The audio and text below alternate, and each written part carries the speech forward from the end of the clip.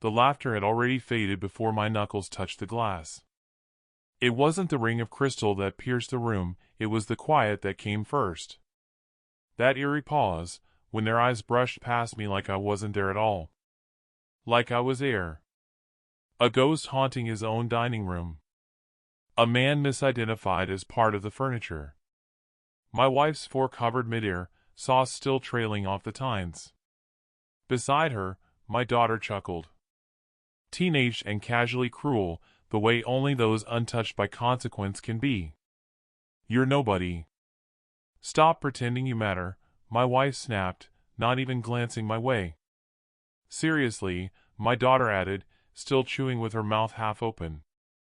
Half the time we forget you even live here. That's when I tapped the glass. One sharp, soft chime. I didn't raise my voice. Didn't so much as blink. Just 3 sentences, I said, calm and clear. The first was steady, deliberate. The second, blunt, a blade of truth. By the time I reached it, my wife had already gone pale. It all began with a laugh I wasn't meant to hear. Late at night. Her phone lit up while she showered. I never used to check it. Until the night I did. When instinct bulldozed over pride. Buried beneath a contact named Mara G was a thread of messages, texts, photos, audio clips. Smiles she'd never shown me. Words she hadn't whispered in our room in years. For a second, a cold, stomach-turning second, I told myself maybe I was wrong. Maybe it was harmless. A friend. A joke. Then I saw the timestamp. 2:11 a.m. And the picture she said she'd taken with her sister?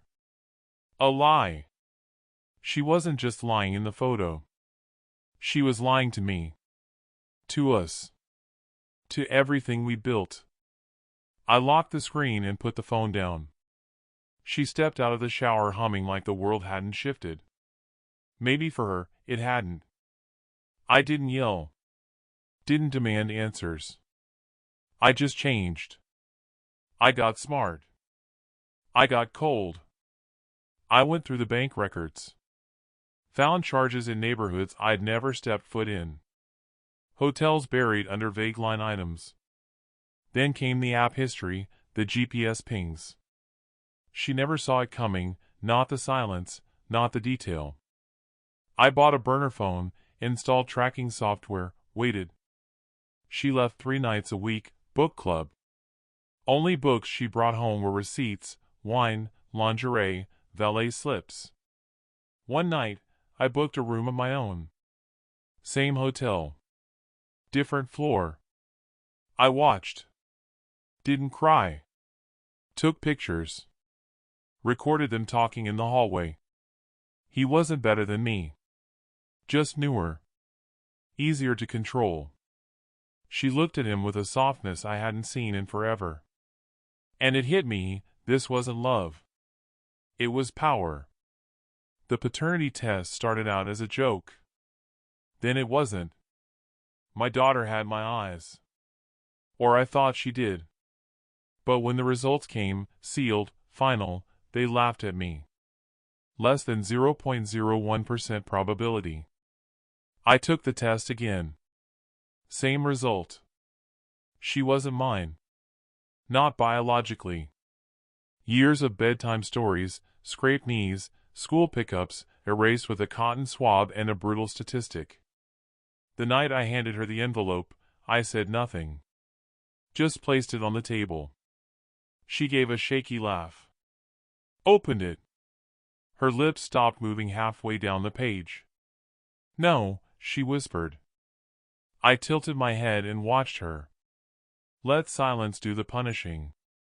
She folded the paper, hands trembling, tried to grin.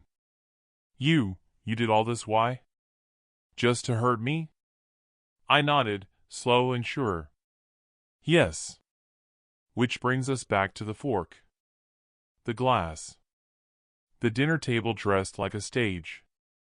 They didn't know the last act had already started. I'll be brief, I said. 3 sentences. That's all I promised. First, I know everything. She choked on breath. Second, she's not mine.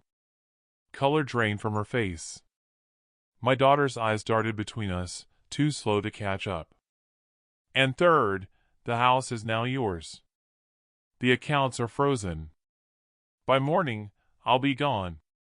The stillness that followed wasn't surprise. It was suffocation. Like someone had sucked the air out of the room. My daughter stammered. Gone? What do you mean gone? Where are you going? I looked at her. Not with hate.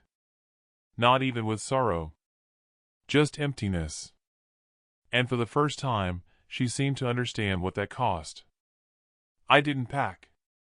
Just grabbed my keys, my folder, and the watch I bought the day she told me she was pregnant. No note. No door slam. Some departures demand silence, not explanations. She'll be fine. People like her always are. But every dinner, every holiday, every family photo from now on, they'll wonder where I am, what I'm doing, who I became without them. And that's what will haunt her. Not the betrayal. Not the fallout. The irrelevance. She once said, "You were nobody." And now I am. Because I chose it. And that's the difference.